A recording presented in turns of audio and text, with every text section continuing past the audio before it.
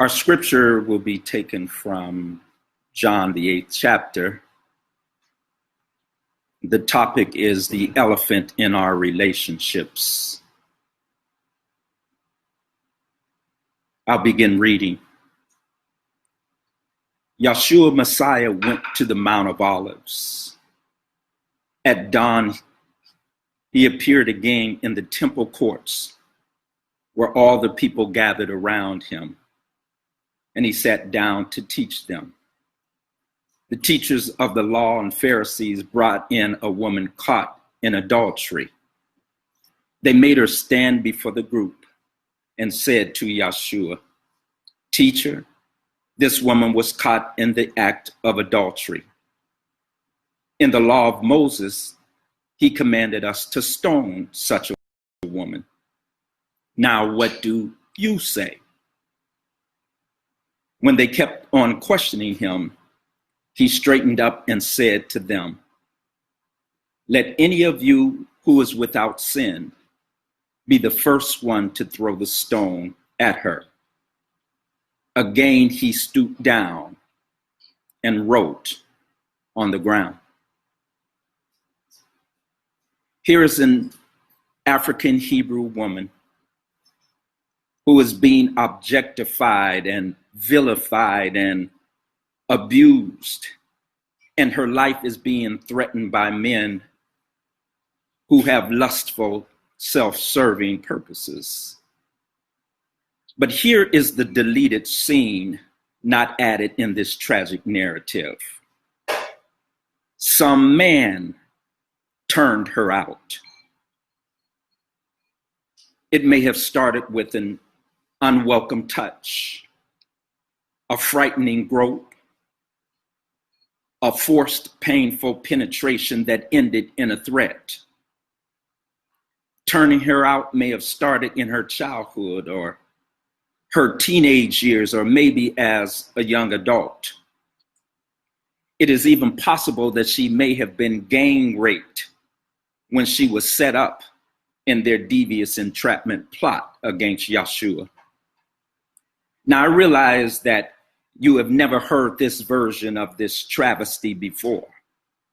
Molested, turned out, raped, set up.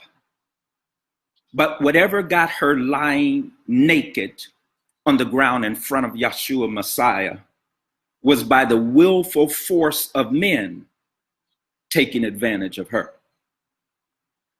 As I reflected upon the Black Panther movie and then panned from the big screen to real life, there is no question that the enduring legacy of strong and courageous Black women, they have always had the back of Black men, and they still do.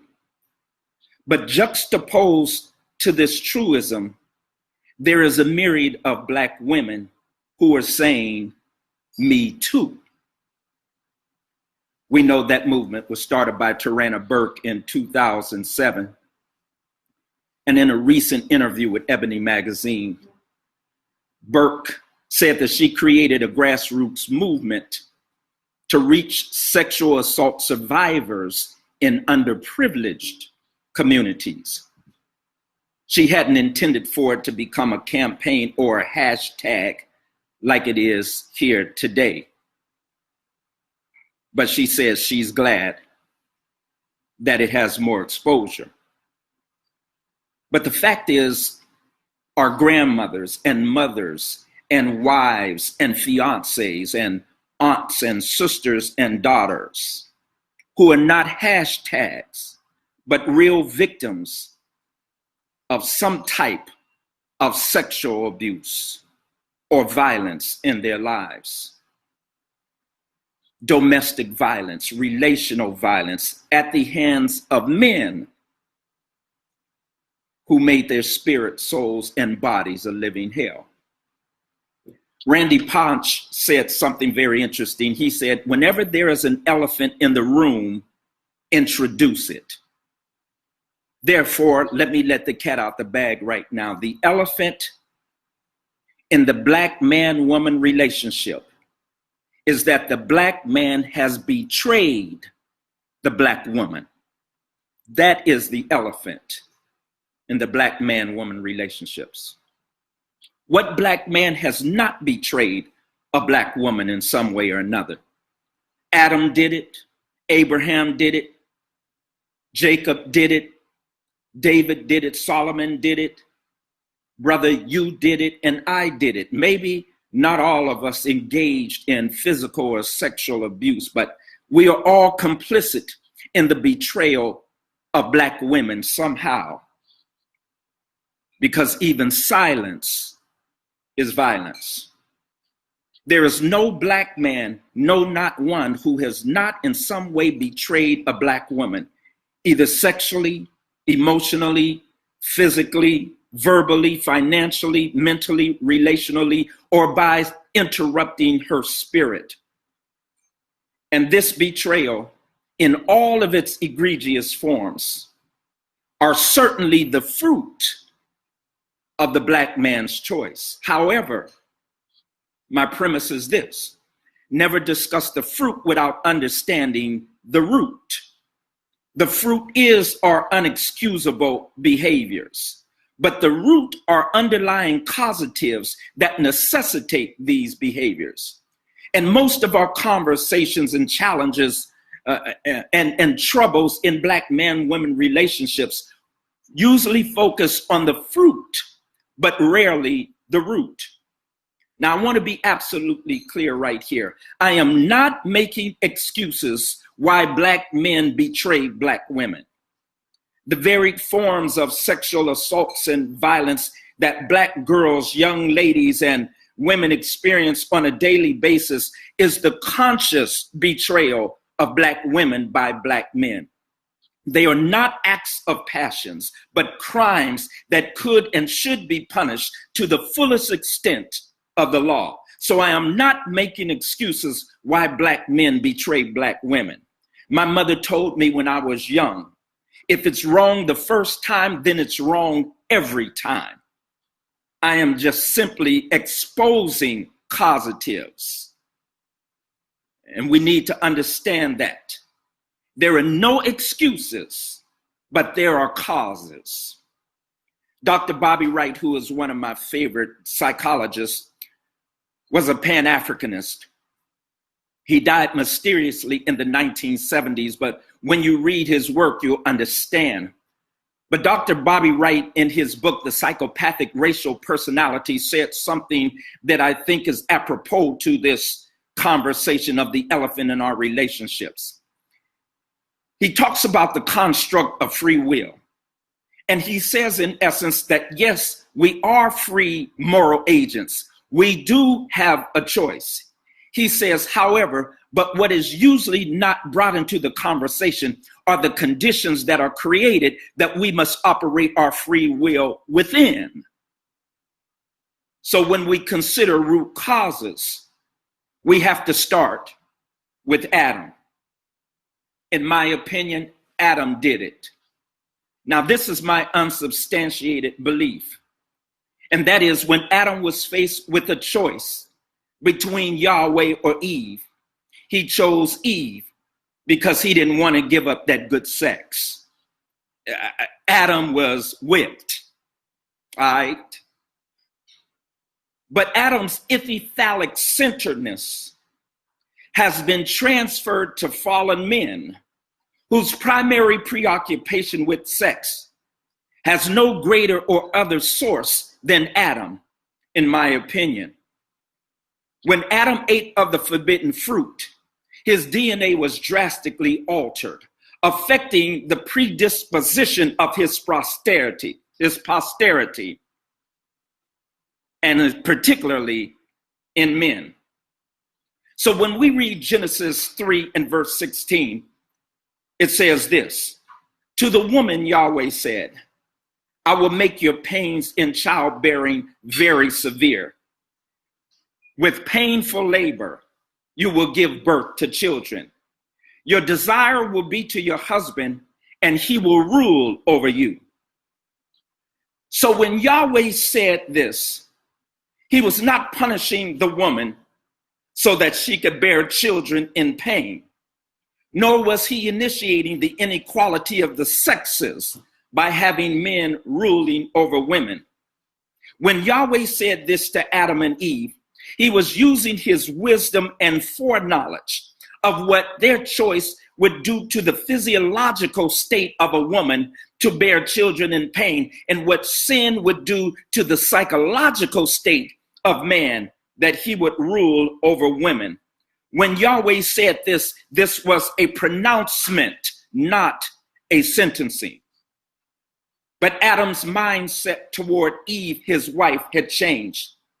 And it is evident that when Yahweh came into the African Edenic garden looking for them, looking for accountability from Adam, and he asked Adam, "What did you do?" Adam immediately said, "The woman you gave me," signaling his departure from the responsibility of covering his wife. Consequently, the absence of covering over Black women have left them open to the nefarious social consequences: patriarchy, chauvinism, sexism, misogyny, gender inequality, glass ceilings, unequal pay, and a host of other social consequences and penalties. But it also brought relational consequences when the Black woman was uncovered. Black men have done horrific things. Every lie, every punch, gunshots, rape, every curse, burnings and stabbings, infidelity, choking, thefts, disrespect, schemes, incest, pimping, trafficking, mind games, abandonment, coerced abortions, blame, neglect, bullying, starving, imprisonment, cutting, absent fathers, delinquent child support payments, and anything else that we can think of that a Black man has ever wrongfully done to a Black woman is part of the uncovering of Black women. Pearl Cleage, who wrote the book Mad at Mouse, her father Albert Cleage was a Pan-Africanist, and he preached about the Black Jesus. In fact, he started the church, the Shrine of the Black Madonna. Well, his daughter Pearl Cleage, in her book Mad at Mouse, said something profound. She says, "How can they hit us and still be our heroes? How can they hit us and still be our leaders, our husbands, our lovers, our geniuses, our friends?" The answer is they can't. Can they? Adam had no clue of the magnitude of the conditions that he created, that the Black man must operate his free will within. Back to Dr. Bobby Wright. He says in the discussion, we talk about being free moral agents, but we do not discuss the conditions that are created that we must operate our free will within. And so therefore Adam created certain conditions, but as we move forward in history, we come to the curse of Ham. The conditions created by a faulty theological framework regarding the Black man took root in the American religious psyche. You see, there are what's called four estates. The first estate is the oligarchy, that is the ruling people. The second estate is the clergy. The third estate are the laborers, and the fourth estate is the press. Well, one of the most significant estates was the clergy, because they brought a so-called biblical or scriptural foundation to the colonizing and the enslavement of Black people. And we have yet to measure the scale and scope of the deleterious effects of this faulty theological premise that affects the Black man's relationship with the Black woman. Probably the greatest mental health problem that I've ever witnessed is that mental health that is rooted in religion when one seeks to justify wrongful behaviors and say, God is leading me, or this is the will of God. Well, the colonizers' clergy crafted faulty and false beliefs that God consigned black men to be hewers of wood and drawers of water. And that outright lie was a foundational tenet to white supremacy, which is a seducing doctrine of devils. 1 Timothy 4 and verse 1. Slaves, obey your master, became etched in the minds of the enslaved. Dr. Carter G. Woodson, in his book, The Miseducation of the Negro, said, if you control a man's thinking, you don't have to worry about his actions. You don't have to tell him to stand here or go yonder. He will find his proper place and stay in it. And furthermore, Dr. John Henry Clark, our ancestor and beloved historian, said that Europeans not only colonized lands and peoples, they also colonized information. And that includes interpreting the Bible. And even though the scriptures were primarily written by men and a woman of color, for the Bible is not a white man's book. It never will be. A lot of the scriptures were taken out of context and supported the colonizer's hegemony and benefited his pockets. But the important conversations of the betrayal of black women by black men must expand to analyze and deconstruct the cruel conditions of these learned behaviors that black men were forcibly subjected to while enslaved. Black men observed, get this, black men observed, experienced on a daily basis the sadistic and egregious acts of the slaveholder and their white overseers, committing rape and domestic violence, breeding without parenting, child molestation and incest, emotional detachment, unimaginable brutality, withholding essential needs, dismemberings and embarrassings and whippings and maimings and threatenings and lynchings, castration, murders, and unrelenting abuses to the spirit, soul, and body of enslaved black men and women. And that's the short list of the atrocities that were experienced over hundreds of years in this country. But get this, unknowingly, and this is one of my points, unknowingly, yet subliminally, the enslaved black man became the slaveholder's de facto protege, not by choice, but by the conditions that were created, that were forced on him to exist in.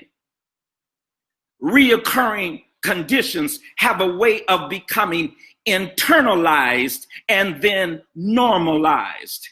And so when the Emancipation Proclamation was signed by Abraham Lincoln, the black man is now fresh off the plantation, but expected to immediately be a whole black man. The black man was expected to leave the plantation and automatically live full and productive and untroubled lives as if he never experienced the violent and virulent conditions that were created in his enslavement. And now enter Jim Crow, black codes, segregation, the Great Migration, the ghettos, the poor wages, and all the other conditions created by the colonizers that the black man had to operate his free will within, while at the same time being considered 3/5 of a person. Therefore, the trauma from the life and mind-altering effects of enslavement have deeply been deposited in the black male psyche and his progeny, even to this day. So we come against another condition that was created, and that is what's called post-traumatic slave syndrome. There's a book by Dr. Joy DeGruy of that same title, Post-Traumatic Slave Syndrome, and I encourage you to get that book and devour it. But if there is one word that I believe would encapsulate the collective impact of the physical, mental, emotional, and spirit health and well-being of Black males in America and the diaspora, that one word would be trauma. And it is also a medical fact that the tragic consequences of trauma can last lifetimes if there is no intervention. Dr. DeGroot gives us the definition of trauma. She says, what is trauma? Trauma is an injury caused by an outside force, usually violent force, event, or experience. We can experience this injury physically, emotionally, psychologically, and even spiritually. Traumas can upset our equilibrium and our sense of well-being. If one traumatic experience can result in distorted attitudes, dysfunctional behaviors, and unwanted consequences, this pattern is magnified exponentially when a person repeatedly experiences severe trauma, and it is much worse when the traumas are caused by human beings. This is what she says, but this is what Dr. Joy DeGroot concludes. What is often not addressed is the role our history has played in producing these negative perceptions, images, and behaviors. I believe, she says, these behaviors are a large part of the transgenerational adaptations associated with past traumas of slavery and ongoing oppression. I have termed this condition post-traumatic slave syndrome. I have to keep moving. I am bringing out my theory, which is called post-traumatic upbringing syndrome. Another condition that is created that impacts the choices of Black men and has a lot to do with the betrayal of Black women. Post-traumatic upbringing syndrome simply is this, is that I believe there is one safe space for Black men that if we can get them into it early enough, that we can assist in the production of whole Black men.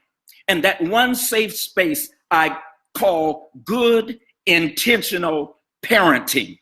I don't have time to break it out, but when good intentional parenting is not there, then the Black boy and teenager and Black male and man is open to consequences, serious consequences that will impact his decision-making process.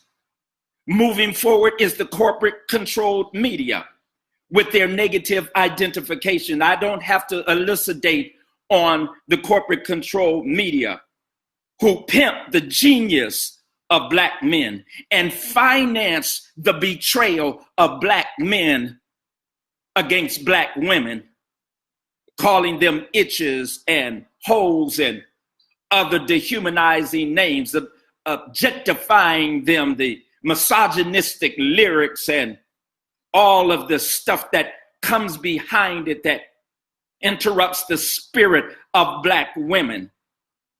COINTELPRO, the counterintelligence program by J. Edgar Hoover, created conditions in this United States that came against the Black Panther Party and all of the resistance movements that were fighting against white supremacy and for Black dignity and equality. The war on drugs, which was simply the war on Black men that was perpetrated by Ronald Reagan. I'm just trying to run a list of the conditions that are created that Black men must operate their choices and decisions in. No excuses, but causatives. The American injustice system. We know about mass incarceration. We know about these for-profit prisons, which many of them have occupancy contracts. There are prisons, 3 of them in Arizona, that have 100% occupancy rate, which simply means that if every bed is not filled, then the taxpayers' money pays for those empty beds. Judges who have been decided in the judges that have been convicted in the Cash for Kids, where judges were channeling young black males into juvenile facilities for cash. We understand the injustice system and the prison industrial complex that has over 2 million, mostly black and brown men in there. Dr. Michelle Alexander really elucidates and articulates on it in her book, The New Jim Crow, Mass Incarceration in a Time of Color Blindness. You got to read that one too. Then we have the absent father complex, when young boys are prematurely left, exposed, you see. And following right into that absent father complex are predispositions. I know what predisposition is all about. I didn't know until 1995 that my father drank alcohol. He died in 1995, so nobody told me I had a predisposition to alcohol, to drug use. So when I hit that first joint, for years, I had a bad drug problem because I didn't understand predisposition. And the Holy Spirit gave me a revelation, and that is this. And a lot of brothers don't understand what's actually going on, but predisposition can undermine character development. Some of us have to be honest. Our daddies was Rolling Stones. And so we have a lot of brothers who are Rolling Stones. Brothers saying stuff like, I'll take a female from 8 to 80, blind, cripple, or crazy. Now, you know that's a sick statement, but that's what happens to the psyche when predisposition is operating, and brothers don't understand actually what's going on in that hereditary process. I don't call them generational curses, but I do call them visitations. Exodus 25, visiting the iniquities of the fathers upon the children unto the 3rd and 4th generation. They are visitations. One of the most damaging things that continue to go on that has impacted the psyche of black males and created conditions and environments that black men operate in the betrayal of black women is black male socialization. Black male socialization is one of the most faulty and damaging things that could ever happen to a black male. That street mentality. You don't cry, brothers, and you make sure you keep your woman straight, even if you have to hit her. All of that stuff has impacted the black male. I don't have time to get with the other ones, but I'll just say them. Black rage. I mean, that's a whole presentation by itself. And then there is unknown purpose. I believe that for many men, the greatest dilemma that they have is not chasing women or drugs or gangs for some brothers. It is unknown purpose. And Dr. Miles Monroe says, when purpose is unknown, abuse is inevitable. Therefore, we find in these conditions that are created that we still have the power of choice, but those conditions weigh in heavily on the choices that we have. Therefore, the lack of covering of our black girls and daughters and girlfriends and fiancés and women have done damage to our black women. And I do believe, and this is my revelation, I do believe that one of the reasons that a lot of our single black women, good women, are not married is because of this. A black man who doesn't trust himself doesn't trust marriage. That's a whole nother conversation there, but I'm gonna let that one alone right now. But my vision for black men is wholeness. That's my vision, and I'm certainly most of our vision is wholeness. It's like when Yahshua Messiah said to that brother, do you want to be made whole? But the brother was banking on a false solution. He said, I don't have anybody to put me in the water. You see, he had been in that condition for 38 years, 38 and counting, you see. And so there are many brothers who are in the same condition they are in, because it's not so much situations are the problem. The thought is the problem. So the Savior says to my brothers, do you want to be made whole? But with wholeness comes a responsibility. With wholeness comes a responsibilities. And black men, not to permit our ability a response is irresponsibility. And so I am proposing this. And even if I get pushback, it'll be in my new book, Black Men Interrupted. But I am proposing this, that every black man needs to see somebody, psychologist, psychiatrist, counselor, some black who has the expertise in therapy. Every black man, including myself, needs to see somebody at least once a quarter. I'm proposing that. I'm putting that out.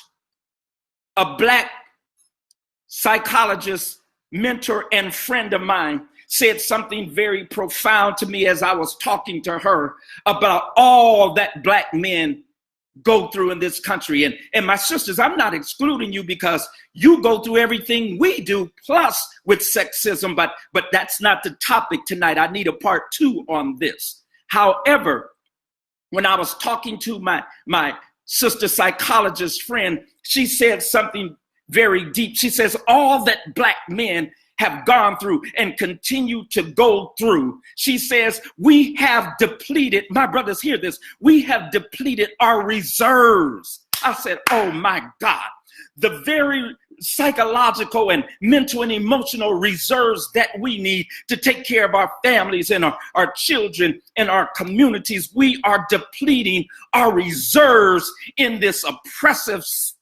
country and in this oppressive world. And we need to see somebody that we can recover and restore the reserves that we need, that we might become whole and stop betraying our black women. We can be made whole through the power of Yahshua Messiah, through the power of intervention from a black interventionist, psychiatrist, counselor, therapist, group therapy, from a black one, not from a colonizer. We can be made whole. No excuses, brothers. Man, I can't find nobody of this. There are brothers and sisters out here if we are willing. But let me end with what Pearl Cleage said. She said, this time, turn the ships around. I'm appealing to my brothers now, because we have to stop betraying our black women. That is the elephant in our relationships. She said, when the ships pulled up to the shores of Africa, the slavers came ashore to look for us. That we were the ones, they say that we were the ones who held them back. The ones who told the black man it might be dangerous to go down to the water's edge. We were the ones, black women, they say, who encouraged them to stay home, telling them how worried they would be if we went down there with the warriors to turn the ships around, assuring that if we just sat by the fire with them, the white folk would probably change their minds and go away all by themselves. They say that's the reason they did not turn the ships around, because they thought we didn't want them to. Assuming this is a correct presentation of historical fact, and I'm not convinced. It is clearly one of the greatest examples of miscommunication in all of human history, and one that we should avoid repeating at all costs. So let it be known that we are looking for a brother who will turn the ships around, a brother who will go down into the crack house and turn the ships around, a brother who will go into places where it is open season on our children and turn the ships around. A brother who will hear the screams of sisters being beaten to death by men who say they love them and turn the ships around. A brother who will hear the whimper of our babies born with AIDS and turn the ships around. A brother who will see the people sleeping in the street and turn the ships around. A brother who will remember how freedom feels and turn the ships around. A brother who will gather with the warriors and march down to the edge of the sea and turn the ships around, and this time turn the ships around. Let's do this, my brothers. Where there is life, there is hope, and hands that help are holier than lips that pray. Father God, in the name of Yeshua Messiah, oh my God, all of us brothers in some way have betrayed our black women. We have said and done things that have caused tears and hurt and pain. So many of our women are silent sufferers, still maintaining the secrets of preachers and men of the things that have been done to them. Some with healed over scar tissue from attempted suicides of the deep pain in their spirit, soul, and bodies. But I thank you today, Yeshua Messiah. You are a man of men. And as we study you, as men seek your face, you promised that you could even reproduce the character of Yeshua in our lives. Oh, we need this change. For you said in your word, if the Son will set us free, we will be free indeed. But you need us to take accountability. Help every brother in your name. And as I close, my sisters, I say to you, in behalf of our brothers, sisters, please forgive me for every tear, every slap, every lie, every train, every spit in your face, every cigarette burn, every curse word, everything that we as black men have done to you. Sisters, please forgive me. Please forgive us. Favor and blessings